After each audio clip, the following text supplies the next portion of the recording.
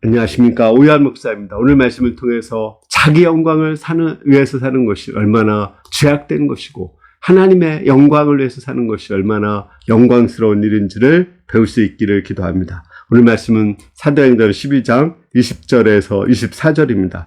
헤롯이 두루와 시돈 사람들을 대단히 노여하니 그들의 지방에 이 왕국에서 나는 양식을 먹는 까닭에 한 마음으로 그에게 나와 왕의 침수 맡은 신하 블라스도를 설득하여 화목하기를 청한지라.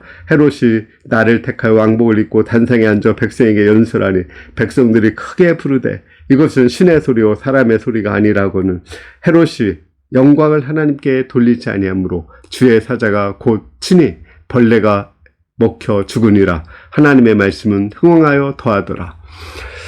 오늘 말씀에 보면 자기 영광을 구하다가 그 죽은 헤롯이 나옵니다. 헤롯이 그 야고보를 죽였거든요. 그런데도 그때도 죽지 않고 베드로를 죽이려고 했는데 그때도 죽지 않았어요. 오히려 자기 영광을 구하려고 했을 때 죽었습니다.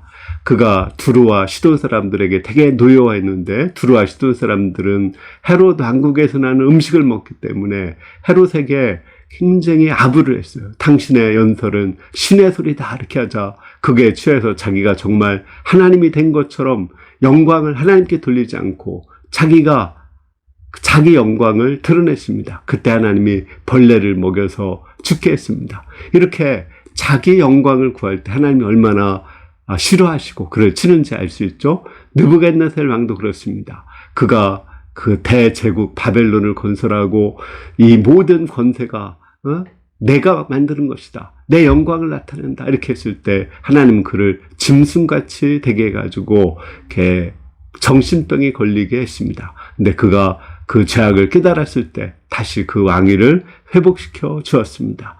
우리 인간은 하나님을 위해서 살도록 만들어졌기 때문에 자기 영광을 위해서 사는 것은 이것은 그 목적이 빗나간 것입니다. 하나님은 이러한 자들이 쓸모없다고 생각하시고 그 쓰레기처럼 버리십니다. 그러나 우리가 정말 하나님의 영광을 위해 살 때 하나님은 우리의 삶을 영화롭게 해주십니다. 저는 정필도 목사님의 이야기를 들으면서 이것을 더 확실하게 되었습니다. 그분은 너무 가난하고 힘들게 살았기 때문에 금식을 하면서 죽고자 했습니다. 근데 하나님께서는 그에게 죽게 하지 않고 너는 이미 죽었다. 나를 위해서 살 수 없겠냐? 나를 위해서 살 수 없겠냐? 나를 위해서 살 수 없겠냐고 3번이나 말씀하셨다고 했습니다. 그 말씀을 듣고 나서 그는 이제 죽고자 하는 그 마음을 버리고 하나님의 영광을 위해서 살았습니다. 그때 하나님께서 그를 통해서 수영로 교회를 개척하게 하시고 하나님이 영광을 받으시고 또 우리 정필도 목사도 영광스럽게 해주셨습니다.